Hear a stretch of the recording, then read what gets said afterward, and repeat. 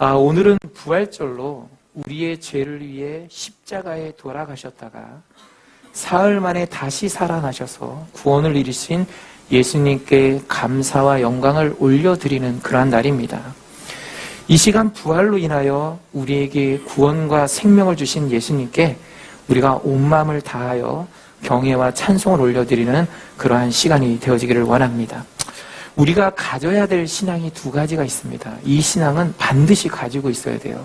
그 하나가 뭐냐면 부활신앙, 또 하나는 재림신앙입니다. 이 부활신앙은 예수님을 나의 구주로 믿고 영접하는 그러한 은혜가 있습니다. 그래서 구원과 생명을 얻게 합니다. 또한 재림의 신앙은요, 다시 오실 예수님을 기대하게 하고 또한 하나님 나라 소망을 갖게 합니다. 그래서 이 두 가지를 우리가 점검해 보면 현재 나의 신앙이 어떠한가를 우리가 볼 수가 있습니다. 그래서 오늘 우리가 지키고 있는 이 부활절은 너무나 중요한 날입니다. 하지만 어떤 사람은요, 이 부활주의를 그 의미만 되새기고 그다음 기독교를 상징하는 그러한 연례 행사로 기념하는 것에 치중하기만 하고 그냥 지나가는 그런 일들이 많습니다. 하지만 이 부활은요, 하나님이 계획하시고 또 예수님께서 실행에 옮기셔서 우리에게 구원을 나타내신, 또 구원을 주신 그러한 귀한 날이라는 것입니다. 이러한 구원의 역사가 없었다면 우리는 모두가 죄로 인하여 영원한 사망에 이르러서 심판을 받게 되었을 것입니다. 그런데 이 사실은요, 정말 무섭고 두려운 그러한 일들입니다. 하지만 믿음이 없이 살아가는 그러한 사람들은요, 이 내세 신앙이 없다 보니까 육신의 생명과 현실적인 삶을 바라보다가 이러한 사실을 알지 못하고 죽게 되어진다는 것이죠. 그러므로 우리는 이 본문의 말씀을 통해서 부활에 대한 깊은 깨달음이 우리 가운데 있기를 원합니다. 그리고 또한 구원의 은혜를 베풀어 주신 예수님께 우리가 진심으로 감사하며 또한 영광을 올려드리는 그러한 시간이 되어지기를 원합니다. 또 우리 부활로 인하여 우리에게 주신 구원과 생명을 바라보고 이제는 우리가 정말 힘있고 능력있게 살아가는 그런 우리 성도님들이 되어지기를 원합니다. 예수님은 우리의 허물과 죄로 인하여 곤욕을 당하셨습니다. 그리고 신문을 당하셨습니다. 그리고 멸시와 천대와 조롱 속에 십자가에 못 박혀 돌아가셨습니다. 만약에 저 같으면은요, 속상해서 십자가 그냥 집어 던질 것 같아요. 나 차라리 안 할래. 그냥 만왕의 왕 할래. 이러고 말 것 같아요. 근데 예수님은 그 모든 것을 참고 견디며 그 골고다 언덕을 오르셨고 십자가에 매달려 돌아가셨다는 것입니다. 근데 중요한 거는요, 이 예수님이 십자가에 돌아가시는데요, 유대인들은 당연하다고 생각했어요. 예수님이 자신의 죄 때문에 돌아가셨다라고, 그랬기 때문에 당연하다라고 생각을 합니다. 그런데 더 중요한 것은요, 예수님과 함께 있었던 자들이 다 도망을 간 거예요. 특히 제자들은 예수님이 십자가 짊어가는 것조차도 보지 않고 도망을 갔습니다. 그리고 예수님과 함께 있었다는 사람들도요, 유대인이 두려워서 숨어 있었다라는 것이죠. 그러다 보니까 예수님이 돌아가셨잖아요. 그럼 뭘 해야 돼요? 누군가가 그 시신을 거둬야 되잖아요. 그리고 장사를 지내줘야 되잖아요. 근데 그 시신을 거둘 자가 없었다라는 것입니다. 왜냐? 유대인들이 두려워서요. 그런데 이때 아리마대 요셉이라는 사람이 있었습니다. 그래서 이 사람이 예수님의 시신을 수습하여 장례를 치렀는데요, 요한복음 19장 38절 말씀에 보면 예수님의 제자로서 유대 사회의 공예 의원이었습니다. 그렇기 때문에 위치도 있기 때문에, 그리고 또 유대인들이 두려워서 계속 참으면서 조용히 있었다라는 거예요. 그런데 이 예수님의 시신을 거둘 자가 없다라는 사실을 알고 이제 용기를 내어서 빌라도에게 가서 시신을 구합니다. 내가 예수님의 시신을 거둘 수 있도록 좀 허락해 주십시오. 근데 이 아리마대 요셉이 또 부자였고요. 그리고 또 이 권세도 있는 자였기 때문에 이 빌라도가 허락을 합니다. 그래서 이 아리마대 요셉이 예수님의 시신을 가져다가 장사를 지내죠. 이때 함께 했던 자가 있습니다. 우리 요한복음에 보면은 니고데모가 나오잖아요. 이 니고데모가 요한복음 19장 39절에서 40절 말씀과 같이 모략과 침향 섞은 것을 100리터쯤 가지고 와서 유대인의 장례법으로 그 향품과 함께 세마포로 싸몄다라고 말하고 있습니다. 다시 말하자면 이 예수님을, 아무도 걷어가지 않는 그러한 예수님을 유대 장례법으로 최고로 정중하게 이 예수님의 시신을 모셔다가 이 아리마대 요셉과 이 니고데모가 함께 장례를 치렀다는 것이죠. 그리고 요한복음 41장 42절 말씀에 보니까요, 예수님이 십자가에 못 박히신 곳에 이 골고다 언덕에 이 동산이 있었는데 그 동산 안에 아직 사람을 장사한 일이 없던 새 무덤이 있었습니다. 이 땅이 아리마대 요셉의 땅이거든요. 그래서 그 땅에다가 예수님을 어떻게 해요? 안장을 했다라는 것입니다. 그러니까 이 아리마대 요셉이 정말 최선을 다하여 예수님의 시신을 모셔다가 장사한 것을 보게 됩니다. 그래서 우리가 항상 이 십자가 이야기를 하면은 장사 지낸 바 되었고, 이 말을 계속 빠지지 않는 이유가 뭐예요? 이 아리마대 요셉이 그렇게 장사를 했다는 거예요. 근데 거기에 누구까지요? 니고데모까지. 이 니고데모는 잘 몰라요, 사람들이. 근데 니고데모도 함께 장사를 지냈다는 것입니다. 예수님은 하나님의 권세를 가진 자입니다. 그리고 이 땅에 오셔서 수많은 이적과 기적을 보여주셨던 그러한 분이십니다. 그리고 또 우리의 죄를 사하셨습니다. 하지만 예수님이 돌아가신 후에는요, 그의 곁에 아무도 있지 않았다는 것입니다. 함께했던 제자들조차도 다 도망갔습니다. 하지만 예수님은 살아나셨고 또한 구원의 역사를 이루셨습니다. 그래서 우리는 예수님의 십자가와 부활로 인하여 우리는 구원을 받았습니다.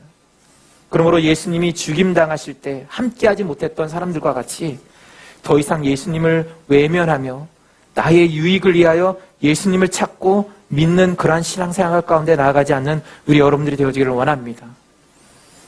그래서 우리는 예수 믿을 때요, 내가 뭔가를 복을 받기 위해서, 내가 뭔가 유익을 얻기 위해서 예수를 믿으시면 안 돼요. 예수님 자체를, 나를 구원하신, 나에게 생명을 주신 그 예수님을 믿을 수 있는 우리 성도들이 되어지기를 원합니다. 그렇지 않으면 우리도 이 사도들과 같이, 예수님과 함께 했던 자들과 같이 정말 중요할 때, 우리가 정말 주님과 함께 해야 될 때에, 정말 주님을 우리가 경배해야 될 때에 우리가 경배하지 못하게 되어진다는 사실입니다. 그래서 우리가 이러한 믿음을 가지고 이제 다시 오실 주님을 예비하며 어떤 환경과 상황 속에서도 흔들리지 말고 굳건한 믿음과 올바른 신앙을 통하여 하나님의 나라 소망을 가지고 우리 모두 함께 할 수 있는 우리 성도들이 되어지기를 원합니다. 우리 첫 번째로 우리가 살펴볼 것은 1절에서 7절 말씀인데요. 여기에 보면 죽음에서 살아나신 예수님에 대해서 말씀하고 있습니다. 예수님이 십자가에 못 박혀 돌아가신 지 사흘이 지난 안식 후 첫날 새벽에 여자들이 예수님의 시신에 향료를 바르기 위하여 1절 말씀과 같이 준비한 향품을 가지고 무덤에 갔다라고 말하고 있습니다.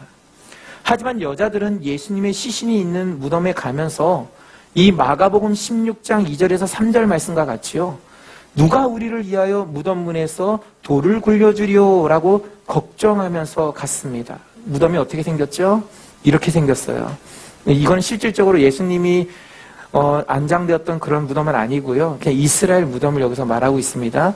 저렇게 돼 있어요. 그리고 저 앞에 돌이 있죠? 그 돌로 막아놓습니다. 그러니까 이 여자들이 가서 저 돌을 옮기려고 하니까 깜깜한 거예요. 자기들의 힘으로 안 되니까. 저 돌을 옮길 때는 힘센 남자들이 여럿이 있어야 되고, 아니면 이 돌을 옮기는 도구를 사용해야지만 저 돌을 옮길 수 있었던 것이죠. 내부도 한번 보여줄까요? 네, 내부는 이렇게 되어 있습니다. 그러다 보니까 이것을 걱정하면서 여자들이 갔어요. 그런데 걱정과 달리 가보니까 2절과 3절 말씀과 같이 돌이 옮겨져 있는 거예요. 그리고 무덤에 들어갔더니 예수님의 시신이 보이지 않는 것입니다. 그러자 여자들은 4절 말씀과 같이 근심하고 두려워하면서 문득 찬란한 옷을 입은 두 사람이 곁에 섰는데 그 두 사람이 누굴까요?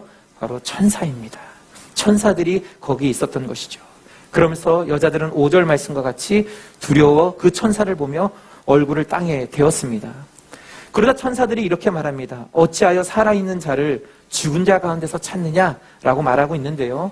마태복음 28장 5절에서 6절 말씀에는 이렇게 말하고 있습니다. 너희는 무서워하지 말라. 십자가에 못 박히신 예수를 너희가 찾는 줄을 아노라. 그가 여기 계시지 않고 그가 말씀하신 대로 살아나셨느니라. 와서 그가 누웠던 곳을 보라라고 알려줍니다.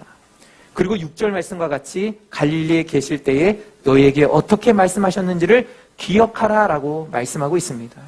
그리고 7절 말씀과 같이 인자가 죄인의 손에 넘겨져 십자가에 못 박히고 제3일에 다시 살아나야 하리라 하셨느니라 라고 말씀하면서 여자들에게 전하여 줍니다. 예수님은 이 사역을 하시는 동안에 이 여러 번 이 자신이 십자가에 또한 고난을 받으시고 또한 부활할 것이라는 사실을 알려주셨어요. 제자들에게는 더 많이 알려주셨죠. 그리고 또한 함께 모여서 또한 말씀을 듣는 자들에게도 계속해서 그 부활에 대한 것을 알려주었습니다. 그랬는데요, 이 제자들도 그랬고요, 함께 있었던 사람들도 그것을 기억하지 못합니다. 그래서 예수님이 죽으니까요, 큰 실망과 슬픔에 또한 잠기게 되어진 것을 보게 되어집니다. 그런데 우리가 그 당시에 예수님께서 이 부활에 대해 말씀하셨던 것을 몇 개 우리가 한번 살펴보기를 원하는데 다 살펴볼 수는 없고요. 회록 성전이 46년 정도 지어졌을 때에 예수님은 요한복음 2장 19절 말씀을 통해서 이렇게 말씀하세요. 자신의 부활을 말씀하시면서 이 성전을 헐라 내가 사흘 동안에 일으키리라 라고 말씀합니다. 이게 부활을 의미하는 거거든요. 그리고 바리새인과 서기관들이 하늘로부터 오는 더 확실한 표적을 보여달라고 하자 마태복음 12장 40절 말씀에 예수님이 이렇게 말해요. 요나가 밤낮 사흘 동안 큰 물고기 뱃속에 있었던 것과 같이 인자도 밤낮 사흘 동안 땅속에 있으리라 라고 말합니다. 다시 말하면 이 요나가 물고기 뱃속에 사흘 동안 있었던 것은 바로 예수님의 부활을 상징하고 있다는 것이죠. 그리고 부활이 없다 하는 사두개인은 부활을 믿지 않습니다. 이 사두개인들이 보통 대제사장이나 여러 귀족들이에요. 바로 이들이 이제 예수님 앞에 나와서 이 부활에 대한 것을 묻자 이 마가복음 12장 27절 말씀과 같이 하나님은 죽은 자의 하나님이 아니요 산 자의 하나님이시라 너희가 크게 오해하였도다라고 말하고 있습니다. 그만큼 이 부활의 역사가 하나님의 철저한 계획 속에 예수님을 통해 나타난 구원의 역사이며 구원의 영광인 것을 우리가 알 수 있습니다. 그러므로 이 부활절을 단순히 기념 행사나 연중 행사로 치부하여 지키는 것으로 관행되어지지 않기를 원합니다. 그러므로 우리를 향한 하나님의 긍휼과 사랑을 우리가 기억하고요. 그가 계획하셔서 예수님의 부활을 통하여 우리에게 주신 구원과 생명을 가지고 우리 다시 오실 예수님과 하나님의 나라에 대한 소망을 가지고 승리하는 그러한 삶을 살아가는 우리 모두가 되어지기를 원합니다. 우리 두 번째로 살펴볼 것은 8절에서 10절 말씀인데요. 예수님의 부활을 전한 여자들이 나옵니다. 이 천사들의 말을 들은 여자들은요, 8절 말씀과 같이 예수님의 말씀을 기억했습니다. 아, 예수님이 이 부활에 대해서 이렇게 말씀하셨구나.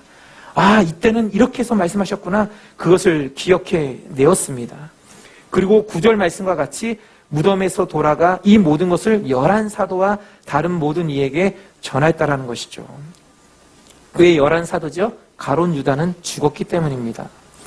그래서 이 마태복음 28장 8절 말씀에는 이렇게 말해요. 무서움과 큰 기쁨으로 빨리 무덤을 떠나 제자들에게 알리려고 다름질하였다라고 말하고 있습니다. 여기서 다름질이라는 것은요, 단숨에 급히 달려갔다라는 거예요. 이것은 순 우리나라 말입니다. 우리도 예수님의 이 부활에 대한 이러한 기쁨이 있기를 원합니다.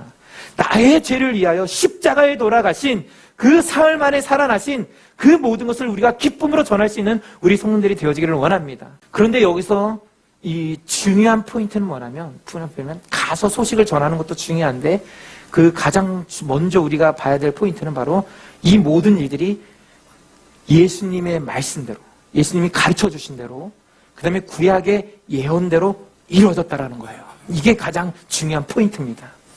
이 일은 갑자기 일어난 게 아니에요. 하나님께서 역사해서 일어나는 것입니다. 또 예수님을 또한 이 땅에 보내주셔서 그 예수로 말미암아 이 일들이 일어났다라는 거예요. 그래서 이 부활은 그냥 예수님이 살아나셨다 요거만 보지 마시고요. 하나님이 계획하신 것을 예수님께서 또한 말씀하신 것이 이루어졌다라는 것을 우리가 또한 바라볼 수 있는 우리 성도들이 되어지기를 원합니다. 그 포인트를 가지고 우리가 이 부활을 바라봐야 돼요. 그런데 오늘 말씀에 보니까 여러 여자들이 언급되어 있죠. 10절 말씀에 보니까 막달라 마리아, 요한나, 야고보의 모친 마리아, 그 다음에 그들과 함께한 한 다른 여자들이 있습니다. 근데 마가복음에는 한 명이 더 들어가요. 살로메가 들어갑니다. 이러한 여인들이 있었습니다.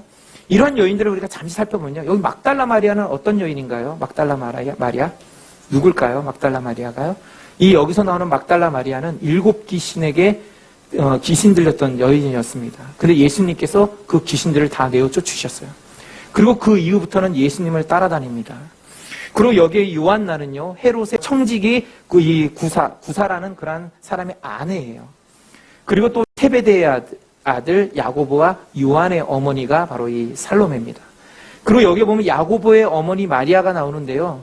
여기는 구체적으로 성경에 기록되어지지 않기 때문에 여기는 제자 야고보가 아니라 예수님의 친척이나 가까운 자로 추정하는 그러한 사람이라는 거예요. 그래서 우리가 신학적으로는 그렇게 얘기하지만 성경에서는 구체적으로 언급하고 있지 않습니다. 그리고 여기 보면 다른 여자들이 나오죠. 이 여자들도 구체적으로 이름이 언급되어 있지 않지만 바로 이들은 부활의 첫 증인들이었다는 겁니다. 근데 우리가 이 여기를 보면서 저는 너무나 좀 아쉬운 거예요. 이 3년 동안 예수님과 함께 했던 제자들이 하나도 없는, 이 부활의 현장 가운데, 십자가의 현장 가운데 그 예수님과 함께 했던 그 제자들이 하나도 없었다라는 거예요. 그리고 이 부활의 현장에 치료받았던 자들이, 이적과 기적을 보았던 자들이, 또 제3을 받았던 자들이 한 명도 없었다라는 거예요. 이 여자들 외에는 아무도 없었다라는 겁니다. 분명히 그들 믿음도 좋잖아요. 제자 훈련도 받았잖아요. 그리고 또 얼마나 많은 능력들을 받잖아요. 그리고 제산 받는 것도 봤잖아요. 귀신들이 떠나가는 것도 봤잖아요. 그런데 왜 이 부활의 현장 가운데 이들이 있지 못했을까요? 혹시 여러분들도 이러한 믿음을 갖고 있지 않습니까? 겉보기에는 정말 신실해 보이고 정말 열심히 뭔가를 하는데 정말 있어야 될 자리에 없는, 정말 우리가 주를 섬겨야 될 그 자리에 서 있지 못하는 그러한 모습이 우리 가운데 있지 않습니까? 내가 믿고 싶으면 믿고, 내가 허락하지 않으면 믿지 않고, 내가 바쁘면 어쩔 수 없고, 그냥 대충대충 우리가 믿는 그러한 믿음 가운데 살아가고 있지는 않습니까? 우리가 이 말씀을 통해서요, 이 부활을 통해서요, 다시 한번 우리의 신앙과 우리의 믿음을 되돌아볼 수 있는 우리 성도들이 되어지기를 원합니다. 하나님께서 우리에게 원하시는 건요, 다른 게 없어요. 다른 게 없어요. 이 제자들의 모습과 여자들의 모습을 우리에게 보여주시면서요, 우리 믿음의 사람들이 그 말씀의 현장 가운데에, 복음의 현장 가운데에, 하나님의 능력이 나타나는 그 현장 가운데 여러분들이 주인공이 되어지기를 원하십니다. 이제 여러분들 성경 안에 있는 하나님 보지 마세요. 성경 안에 있는 인물만 보지 마세요. 나와 함께 하시는 하나님을 바라보시면서 아브라함에게 나타났던 그 놀라운 역사들이, 이삭에게 나타났던 놀라운 역사들이 우리의 삶 가운데 나타난다라는 사실을 우리가 기억하시고 그 하나님을 바라볼 수 있는 우리 성도들이 되어지기를 원합니다. 여러분들의 말 한마디가 많은 사람들에게 위로를 주고 여러분들의 행동 하나하나가 많은 사람들에게 힘이 되어지는 그러한 놀라운 역사들이 일어나기를 원합니다. 여러분들이 예수 그리스도를 전할 때 한 영혼이 변화받고 죽게 돌아오는 그 놀라운 역사들이 나타나기를 원합니다. 성경에 보면 이런 안타까운 사람들이 너무나 많아요. 예수를 분명히 잘 믿는 것 같은데, 하나님을 잘 또한 섬겼던 것 같은데, 나중에 보면 심판받는 자들이 있고요, 그 현장의 자리에 없었던 자들이 있어요. 혹시 우리가 그러한 자리에 서 있지 않습니까? 이제 이 부활의 현장 가운데 있던 이 여자들의 모습을 보면서, 주여, 우리도 말씀이 이루어지는 그 현장 가운데 있게 하여 주옵소서. 복음이 전파되어지는 그 현장 가운데 있게 하여 주옵소서. 구원의 역사가 일어나는 그 현장 가운데 있게 하여 주옵소서. 간절히 기도하시면서 그 역사를 통하여 여러분들이 증언하고 그 증인자가 되어지는 우리 성도들이 되어지기를 원합니다. 이제 우리 마지막으로는 11절에서 12절 말씀인데요, 여기에 보면은 믿지 않는 사도들과 무덤에 달려간 베드로의 모습을 우리는 보게 되어집니다. 여자들은 예수님의 살아나심에 기뻐 사도들에게 달려가 전합니다. 하지만 사도들은 11절 말씀과 같이 여자들의 말이 허탄한 듯이, 그러니까 믿었지 않았다는 거죠. 이 허탄한 것은 믿었지 않게 들렸다는 겁니다. 제가 처음에 이 앞에도 말씀드렸던 것처럼 제자들에게는요, 자세하게 가르쳐줬어요. 고난받을 것을요, 자세하게 가르쳐줬어요. 부활할 것을 자세하게 가르쳐줬어요. 그런데 이들이 부활 소식을 들었는데 어떻게 했다고요? 믿지 않았다라는 거예요. 믿지 않았다라는 것입니다. 그런데 다행인 것은요, 우리 요한복음 20장 4절 말씀을 보니까 베드로와 요한이 막 이 여자의 말을 듣고 다름질하였다라고 말하고 있어요. 여기서 말하는 다름질은요, 아까 그 다름질과 같은 말이지만 여기서는 조금 강한 의미가 있습니다. 긴박함, 그리고 또한 설렘, 그리고 충격에 의해서 그 현장에 달려가는 그러한 다름질을 여기서 말씀하고 있습니다. 먼저 요한이 무덤에 도착했어요. 요한이 좀 달리기가 빠른가 봐요. 그래서 요한이 먼저 도착했습니다. 근데 좀 겁이 좀 많았던 것 같아요. 그래서 무덤 안에 들어가지 못하고 거기를 바라보고만 있습니다. 이때는 또한 이 베드로가 뒤쫓아와서 무덤 안에 들어갑니다. 그리고 12절 말씀과 같이 그 무덤을 둘러보았어요. 그때는 예수님 시신에 입혀 놓았던 그 세모포만 보이고 이 시신은 없어졌습니다. 우리 아까 동굴 안에 보셨죠? 우리 잠깐 보여줄 수 있어요. 이렇게 되어 있었다는 거죠. 이렇게 되어 있었습니다. 바로 이렇게 시신이 없어지자 이 베드로는 예수님이 살아나심을 보고 놀랐다고 말하는데 기뻐했다는 것이죠. 그래서 그 사실을 이제 또한 우리 알리려고 집으로 돌아갔다라고 말하고 있습니다. 그러고 나서 예수님은 무덤에서 떠나가지 못하고 울고 있던 막달라 마리아를 보시고 그 막달라 마리아에게 자신을 보이십니다. 아까는 천사들이 알려줬는데 지금은 어떻게 해요? 예수님을 직접 뵙는 그런 은혜를 받게 되어집니다. 그리고 엠마오로 가던 두 제자가 나타나서 그들과 동행하며 자신의 그런 부활을, 예수님의 부활을 그들에게 알게 하셨습니다. 그리고 또한 시몬 베드로에게 나타나서, 그때도 시몬 베드로도 예수님이 시신이 없어진 것만 알았지 만나지 못했잖아요. 근데 이 시몬 베드로도 예수님을 만나서 부활하심을 알게 되었고, 또 제자들이 유대인들이 두려워서요, 예수님이 부활하셨다는 그 소식 이후에도 계속 숨어 있었거든요. 그때 예수님이 직접 나타나셔서 그들에게 평안의 인사를 나누면서 그들에게 자신을 보여주십니다. 그리고 우리 여러분들 이 말씀을 또 아시는 분도 있지만 잘 모르시는 분도 있는데, 고린도전서 15장 4절에서 6절 말씀에 보면요, 여기 보면 성경대로 사흘 만에 다시 살아나셔서 게바는 베드로죠. 베드로에게 보여주셨고요. 후에 12 제자에게와 그 다음에 500여 형제에게 자신이 부활했음을 여기서 보여주셨다라고 말하고 있습니다. 그러니까 이 예수님은 자기가 살아나신 것을 모든 사람들에게, 많은 증인들에게 보여주셨다는 것이죠. 그러니까 이 부활은 일시적인 어떠한 사건이 아니라는 겁니다. 그리고 사기친 그러한 사건도 아니라는 것이죠. 하나님의 말씀과 예언대로 이루어진 그러한 역사고 예수님이 몸소 우리를 위해 자신을 내어주신 그 사랑과 은혜의 그러한 역사입니다. 그러므로 이 부활의 역사는 실질적으로 일어난 그러한 일로서 수많은 증인들이 있다라는 거예요. 이 성경뿐만 아니라 그 시대의 여러 또한 역사가들이나 여러 문학자들이나 이런 사람들이 기록한 글에 보면은요, 이 예수님에 대한 그러한 소문들이, 또 예수님에 대한 그러한 이 부활의 소식들이 많이 적혀져 있는 그러한 글들도 우리가 보게 되어집니다. 그만큼 이 부활의 역사는 사실에 근거하여 능력이 있다는 것을 우리가 알 수가 있습니다. 만약 이 부활이 능력이 없고요, 사실이 아니었다면요, 아마 현 시대에는요, 이 부활의 흔적조차도 언급되지 않았을 것입니다. 그 다음에 보세요. 과거에도 현재에도 수많은 사람들이, 온 세계 사람들이 이 부활의 증거를 듣고 예수를 믿는다는 거예요. 그렇기 때문에 이 부활이 능력이 있다는 것입니다. 능력이 없었다면요, 믿지 않았을 거예요. 그렇기 때문에 이러한 부활의 그러한 능력을 우리 마음 깊이 새기고, 특히 이 부활은 우리에게 구원과 생명을 주신 날이기 때문에 그것을 우리가 포커스로 가지고 이 하나님을 찬송할 수 있는 그런 우리의 성들이 되어지기를 원합니다. 그래서 우리 부활절은 주님 우리에게 구원 주셔서 또 우리에게 생명 주셔서 감사합니다라는 그런 다짐과 함께 이제 앞으로의 나의 모든 삶, 그리고 주님이 오실 날, 그리고 또한 나에게 주신 꿈과 비전을 어떻게 해요? 하나님 앞에 모든 영광을 올려드리겠다고 다짐하는 날이 바로 이 부활의 날입니다. 이 날을 통해서 여러분들이 다짐하고 미래를 바라보며 하나님의 영광을 위하여 살아가는 그런 우리의 성도들이 되어지기를 원합니다. 바로 이것이 바로 부활절이라는 거예요. 그래서 이제 우리가 이 부활을 통해서 우리의 신앙을 한번 점검해 봅시다. 제가 한번 여러 질문을 던질 테니까요, 우리 성도님들 마음속에 그 질문을 가지고 답해 보세요. 여러분들은 굳건한 믿음이 있습니까?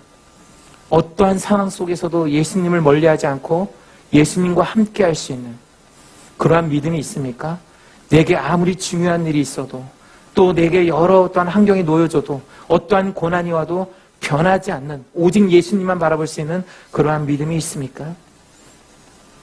그리고 여러분들에게는 예수님이 주신 그 생명의 삶을 살아가고 있습니까? 혹시 내가 가지고 있는 육신의 생명에 목을 메고 그것 때문에 내 건강, 내 삶, 내 관리 속에 빠져서 살고 있습니까? 아니면 하나님이 주신 그 생명을 부여잡고 나에게 생명 주신 이가 주님이시며 건강 주신 이님이 주님이시며 나의 인생을 이끄신 분이 주님이시기에 오직 주님만을 바라보면서 주님이 주시는 그런 말씀을 통하여 나의 몸과 나의 영혼을 관리하며 살아가고 있습니까? 그리고 여러분들은 올바른 신앙을 하고 있습니까? 그냥 내가 원하는 신앙, 내가 생각하고 있는 그러한 신앙이 아니라 하나님이 말씀하신 대로 올바른 신앙생활들을 하고 계십니까? 그래서 늘 하나님께서 우리에게 요구하시는 말씀의 삶, 기도의 삶, 또한 하나님의 또한 은혜의 삶을 우리가 바라보면서 살아가고 있습니까? 이러한 것들을 우리가 가지고 우리 자신들을 우리가 한번 점검해 보기를 원합니다.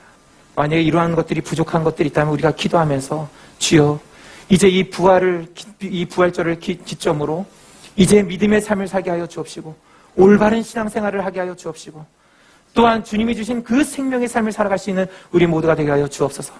그래서 그것을 가지고 이제 우리의 꿈과 비전을 이뤄가시고요.